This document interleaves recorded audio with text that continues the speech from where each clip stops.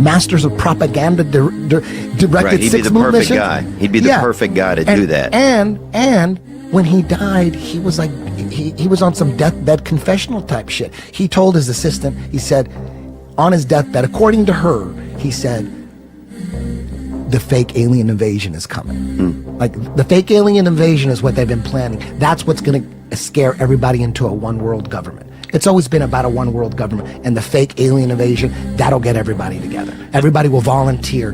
We got to, the aliens are going to kill us. We got to all unite. Yeah. So that's been the plan, the fake. And that's what Wernher von Braun said. And on his tombstone, the strategy that Wernher von Braun taught me was that first the Russians are going to be considered to be the enemy. In fact, when I met him in '74, they were the enemy, the identified enemy.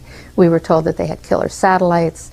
We were told that they were coming to get us and control us, the dirty commies, that whole story.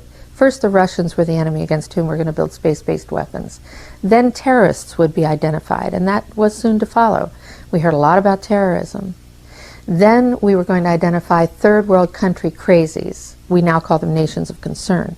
But he said that would be the third enemy against whom we would be needing to build space-based weapons. And the next enemy was asteroids. Now at this point, he kind of chuckled the first time he said it. Asteroids, against asteroids we're going to build space-based weapons. So it was funny then. And the funniest one of all was against what he called aliens, extraterrestrials. That would be the final card. And over and over and over during the 4 years that I knew him and was giving his speeches for him, he would bring up that last card. And remember, Carol, the last card is the alien card. We're going to have to build space-based weapons against aliens. And all of it, he said, is a lie. On his tombstone, it has a psalm, whatever, like Psalm 8. I don't know, like the Bible verses, but it's a particular psalm in the Bible that talks about cylindrical shaped, and if they were to break, some of the forces would likely throw a piece of that right in our atmosphere, and so they know this. They also know that with every object that travels in space, clusters travel with it. 2 or 3 objects that are normally not tracked, but are like large pieces of debris around it, in which case we have aerial bursts. And of course, we know how powerful those can be. Because the one in Russia was felt, it was a few miles in radius, and it was a pretty big impact, but it didn't hit anything. That was an aerial burst. We'll see more of those. A lot of people know we're going to see more and more aerial bursts, and they're going to become so common, yet so fearful for most people that it's going to be one of those elements that we really have to condition ourselves to survive on a day-to-day basis, because they know that this debris issue that we're going to have is going to be a real issue. September 1st, but even before that, there are so many unknown objects that passes each and every day that even right now, statistically, there was a conversation that we should have some aerial bursts take place within the next few weeks, because we've gone a long time without, 2 weeks or a week without something crashing into Earth. And there are folks who track those numbers to see what the chances are of something hitting a landmass or the ocean, lots of them going to the ocean. But we're kind of overdue for something to hit land or aerial burst, and specifically due to what they're seeing in space, because they can see large clusters right now. They can see very cold objects, as they would be far away from the sun, but they're inbound, no doubt, and they know about it, which is why they're rushing all these space plans to get up there in a hurry. Let me ask you a question. Do they have any, I don't know if this is possible, but do they have, let's say, for instance, September 1st asteroid, let's say it does something, as it goes by, it does break something off. There's companion, what we call companion smaller asteroid or smaller rocks that travel usually behind a bigger rock that could be sucked into gravity or whatever. But let's say something breaks off of it and it does come into our atmosphere, and we do have an explosion in the atmosphere. Do we know where in the world that could happen? And we don't know if it's going to hit Nebraska or Tokyo or Florida or New York, do we? I mean, is there any way to know? Well, that's a calculation. That's based upon its inbound trajectory, whether it's in the northern or southern hemisphere rotation of the Earth, and then you calculate probabilities from there. They can have a pretty good idea of an impact zone within hours of it approaching, if they see it far enough out. If they don't see it far enough out, we're going to have to. That's where AI comes in, or some of the satellite systems that we have for early warning systems, and they will detect, calculate, and then give a warning in kind. So, but a lot of this equipment, although it does see it, some of the warnings were coming back so slow that it had already passed or impacted, and there was just not enough time to alert people. So it sounds like people are going to have to trust more in being sheltered by the Lord. You can't really drive to and hide in a mountain in Tennessee or something. I mean, or the Colorado Rockies. I mean, people are just going to need to relax because there's so many clusters. Mike, you're talking about clusters. It's going to become daily, isn't it? Yeah, it will eventually be a daily thing. Very dangerous too. In fact, the number of inbounds has increased since the beginning of this year, and it will continue to do so because we're entering into some very volatile points of space right now. Very different parts of space that we haven't seen in a long time.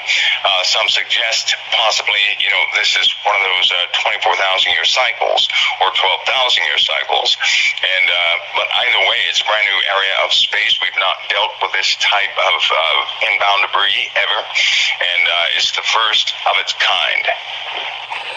Mike, also today there was some rockets that were fired. Apparently, according to reports we're getting, the United States Space Force fired they released 4 secret satellites into space. Do you have any idea what this may be and what type categories? Well, they have, they're working up to launching 2 pretty large spacecrafts. I hope that everybody's aware of that. They actually have 2 large spacecraft. I mean, when I say large, I mean large spacecraft. And they are working up to launching those within a, 10-month time period. So we're going to have some things in orbit that spacecraft, actual huge space ships, the space battleships, whatever you want to call them, they're going to be up there. Right now they're busy doing pressure tests and integrity tests. One of the ships was actually, one of the practice holes was actually displayed in view of all people, and that was last year, I believe it was 2017 till now. But they have two of them that they've been working on. They're going to launch those within the next probably 10 months. They're going to be in space. They're going to have to, because everything in the atmosphere is changing. So they're going to have to. You're going to see quite a few launches from SpaceX. Some will be successful, some will not. But you're going to see quite a few. And yes, they are on a regular schedule here with the launches that they're launching quite a few things in space. Before that Space Force is active, this section of the Space Force, I should say, there's going to be a type of infrastructure up there. There's something heating up in the atmosphere. We're not talking about heat that you can touch, but activity, so to speak, and that's indigenous activity and otherwise. But you also have other countries like Russia who are really focused concerning space, and they have quite a few missile platforms. In fact, a lot of people didn't think that Star Wars went anywhere. This is your moment to go and investigate Star Wars by searching for the missile platforms that are being upgraded right now in space. So they've been up there. Lots of info is just out there for folks to see what's actually going on. So we have space-based weapons right now. They're being upgraded. We have lots of tactical gear up there, but it must be in place in a hurry. And, that introduction of the Space Force was a very gentle reminder to everybody that something serious is going on, because you don't pour billions of dollars into something that's not serious, right? You don't put weapons in space unless they're needed. So there is a reason. And by the way, some of these weapons, if they begin to release some of the architecture of these weapons, you'll find out that they don't point back to the Earth. So, good luck with some of the folks who don't understand that one. Okay, now let's go back to the word indigenous. What are you talking about? Indigenous? Well, that means there's some indigenous meaning things here on the Earth and otherwise. Whatever their plans are, they are prepping, getting ready. Should be no mystery to anybody right now that we've had incursions of different types already. This will become, kind of common knowledge also as we enter into this new time that we're in. But the weapons platforms are very real. They must coordinate with some of the laser weapons and particle weapons that we have in the oceans right now. So some of the weapons that we're putting up there, and this is a real space war. This is really Star Wars, okay? It's not only to protect the United States from China, Russia, people like that, who will also be getting into this space war race that's on right now. I know it is. But you're saying some of the weapons are being pointed outward, like maybe for incoming debris, incoming asteroids, or maybe something else. When you say we've already had some occurrences, I know that tomorrow, I know what you talked about. It's going to be on tomorrow on the aliens, AI, and the Antichrist. So I don't want to spoil it, but I do know that we're not the only country starting to point weapons to the sky. I mean, Russia's been doing that also. So are we entering a new era, a new realm? Oh yeah, and it's a very different time we're entering into. It is not one of those playful times. It's not a time where people will be able to entertain their wildest ideas either. It will become all too real too quickly.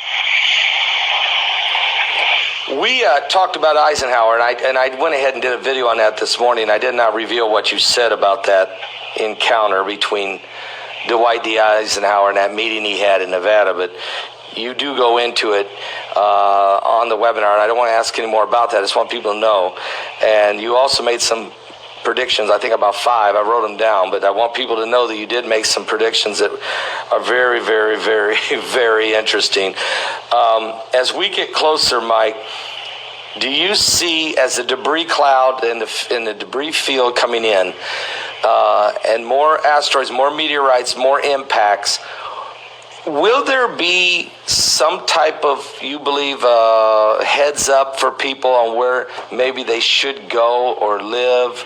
Or does that not matter? It's just too random. It's going to just hit all over the world. Well, I know that everybody has their idea about where to go, but here's the problem. We're all Christians here, and the base of what we're facing. Final card. And over and over and over, during the 4 years that I knew him and was giving his speeches for him, he would bring up that last card. And remember, Carol, the last card is the alien card. We're going to have to build space-based weapons against aliens, and all of it, he said, is a lie.